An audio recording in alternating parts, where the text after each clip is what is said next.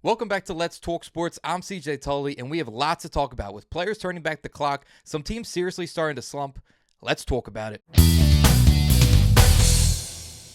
How's everybody doing? Thanks for coming back to Let's Talk Sports, hearing the latest in baseball. I want to start off with turning back the clock. Like I said, we had a player do so, and that's Mike Trout. Now in his last 7 games, he's got 5 home runs, 13 RBIs, and a .900 slugging percentage.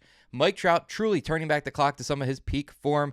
This season alone now, he has 7 home runs, 16 RBIs, and a 1.0 OPS. Mike Trout playing at peak baseball is just great for the sport as a whole. We saw him do this in the series against the Yankees, going 4 straight games with a home run.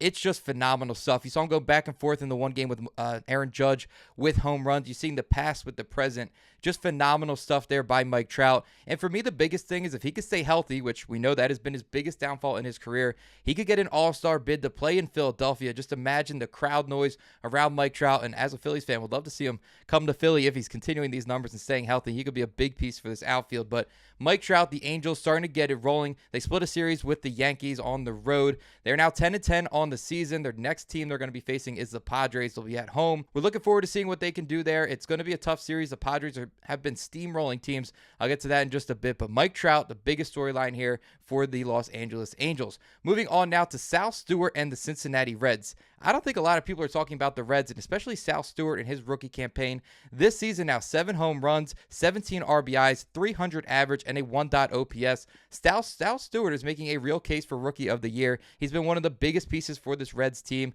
and they have started to get themselves on the map. They're now tied atop the NL Central with the Pirates. Who thought you would have said that? When you look at this division, you have the Brewers and the Cubs. Those teams just not really having the greatest start to a season, so it's leaving some opportunity here for the Reds and the Pirates to get off to a hot start.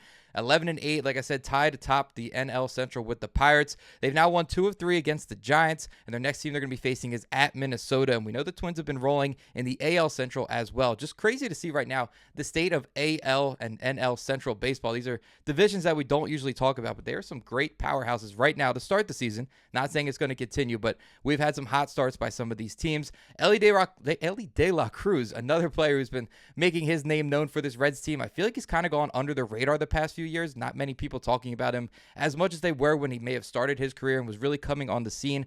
I do think a lot of that falls in the fact that he is in a Central division. You don't usually get the noise. You're not in a high market, but this season, 6 home runs, 11 RBIs, a 267 average there for him, and an 8.92 OPS. So a great start to the season for Elly De La Cruz. Let's stay in the NL, but move over to the East.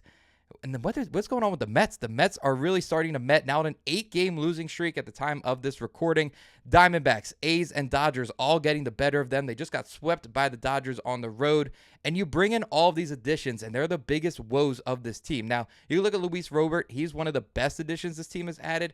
He has 2 home runs, 7 RBIs, and a 241 average. But you look at Bo Bichette. You brought him in here. You sold him from the Phillies. It was supposed to be this big thing. You saw what he did in the World Series. Bo Bichette now 1 home run, 9 RBIs, 21 strikeouts on the season, hitting just 220 on the year. You can look at Marcus Semien, bring him over here as a replacement.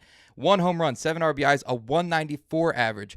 Jorge Polanco, a lot of the same thing here. Just 2 RBIs on the season, a 179 average. And then your star, your all-star last year, and Francisco Lindor, he has forgotten how to play baseball. He currently has 1 home run, which leads to his only RBI on the season, and he is hitting just 184. Francisco Lindor's fall-off has to be studied right now. What is going on with the Mets bats? It's not adding up. You can look at some of this rotation as well. Freddie Peralta's had a solid start to the season, but David Peterson, 0-3 with a 6 ERA. You look at Kodai Senga, 0-2 with a 7 ERA. Now, I'm not going to lie. When your lineup's not going, it's going to be hard for the pitching to pick up wins and get things going, but these guys just aren't connecting. This team does not look congruent whatsoever. An 8-game losing streak for a team that has one of the highest payrolls in baseball.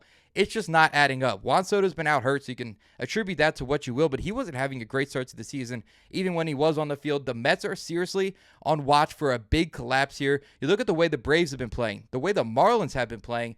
These are some teams that might take that spot from the Mets when it comes to wild card or for the division. Now, the Phillies not playing great baseball whatsoever as well, so you can kind of look at that and say Mets and Phillies might be fighting for that second spot in the division, maybe for a wild card spot at this time. Again, things can change, but 8-game losing streak for the Mets, that's a cause for concern. Your biggest additions are not adding anything. You only have 2 guys on this team with a 600-plus OPS, and that's Alvarez and Robert Jr. You need some guys to really start stepping up. The bottom of this lineup cannot get going. Benj has not been the young star that you thought he would be for this team. He had a hot start to the season, but everything is just continuing to go downhill for this team. You're not seeing great plays in the field by Lindor either. It seems like he's giving up on some balls. We saw that in a game against the Dodgers earlier this week. So lots going on here with the Mets. Again, the NL East is kind of wide open right now. And that leads into the Philadelphia Phillies, who I have to go on a little bit of a tangent here because much like the Mets, these high-paid teams are just not playing out when it comes to this lineup. Look at the Phillies. Bryce Harper, he's going to do what he's going to do. He's not obviously the elite player. Made a lot of videos about that, but I was at a game last week where he tried to stretch a base hit up the middle into a double and gets thrown out. Those are costly mistakes. Those are poor base running mistakes that you cannot make. You're going to get the home runs out of Kyle Schwarber. We're seeing Trey Turner get some home runs now too on the season, but the bottom of this lineup, the middle to bottom of this lineup, I must say, has been horrible. You look at Alec Boehm and Brandon Marsh. Those have been your 4 hitters this season, but they have also been the 8 hitters this season. On what teams in the MLB can you have a player that you consider good enough to be the 4 hitter, but also bad enough to be the 8 hitter? That's where I'm having a problem here with this Phillies team. They didn't bring in a bat that could really get that done. Maybe you move Adolis Garcia up. He has been a decent piece at the plate. Definitely better than Boehm and Marsh have been. Well, maybe not Marsh. Marsh has been a solid piece this season, but way better than Alec Boehm. And I think Boehm has to be on watch to start sitting down some of these games. And Mundo Sosa has been phenomenal this season. He's been a spark plug, and that's what you need for this Phillies team. You brought back Schwarber on a 5-year contract. JT Realmuto on a 3-year contract. And these guys, I mean, you already had some injuries there by JT Realmuto this season. I didn't like these signings at the time. I think you're trying to keep around a veteran core for much longer than need be. You're going to now have Schwarber, JT, Trey Turner, and Bryce Harper all on long contracts when you're kind of coming out of the prime of these players and the prime of this team. And now what are you going to do for years to come? I think it's just a little too late for some of these guys. You look at the bullpen, that's kind of been a mess as well. Starting pitching, not all that great. Jesus Luzardo let up 7 runs the other night. But back to this bullpen, you let Matt Strahm walk, you let him go. And you thought that Jose Alvarado was going to be the savior, but Jose Alvarado off the Ozempic has not been the same guy. He's been letting up runs like crazy. Brad Keller's been solid. Your best piece is Johan Duran, but when you're down 8 runs a game, you never even get to see your best bullpen piece. So lots of questions here. I do think Rob Thompson has to be on the hot seat. I was not happy with his extension this offseason as well. When you look at this team, he hasn't been able to get them that juice. There hasn't been any spark. He said in an interview earlier this week that, it's not based on payroll. If you're not playing well, you're going to get sat. But you had Brandon Marsh make some base running mistakes. You had Bryce Harper make those base running mistakes, and they stay in the lineup no matter what. Alec Boehm, another one. He's going to play at least every other day. They're not going to give Mundo Sosa too many starts. So I'm having some real question marks here. You brought in Don Mattingly as your bench coach. I could definitely see him being the coach midway through this season if Rob Thompson cannot get it together. But lots of question marks around this Phillies team. I've done plenty of rants on them, but lots can be changed. Lots needs to change for this Phillies team. Moving on to the final team we're going to talk about here is the San Diego Padres. They have been steamrolling. They have been phenomenal on an 8-game winning streak, and they've won 9 of their last 10 games. This team is really starting to put it together, and if they were in any other division, minus the Dodgers division, which they're in, they would look like a real great team right now. They'd have a real chance to win any other division. Miguel Andujar has been a huge part of this now out there in left field. He has 2 RBIs, but a 317 average and an 800 OPS. You can also look at Luis Campusano, your catcher here. 1 home run, 6 RBIs, but a 310 average and an 885 OPS. Roman Laureano has been phenomenal. I mean, he was a great piece for them to add last year from the Orioles.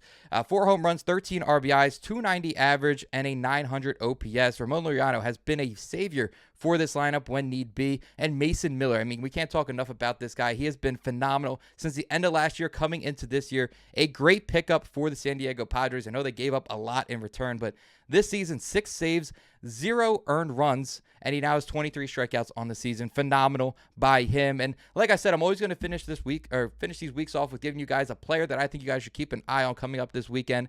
And it's going to be Jordan Walker this week. 8 home runs, 15 RBIs, a 319 average, and a 1.0 OPS on the season. The Cardinals have been rolling, and a lot of it comes down to Jordan Walker and the power he has brought to this lineup. Keep an eye on this guy. Keep an eye on this team. They might make some noise in a very loud NL Central. Speaking of the NL Central, I'll be at the Pirates game this weekend against the Tampa Bay Rays for Skeens Day. Lots of content will come from that, so stay tuned. Follow me at Let's Talk Sports on Instagram and TikTok for the latest. You can also subscribe here. I really appreciate it, guys. I know everyone's been checking out the shorts. Feel free to subscribe here for daily and weekly content. Check you guys out next time, and thanks for watching. Let's Talk Sports.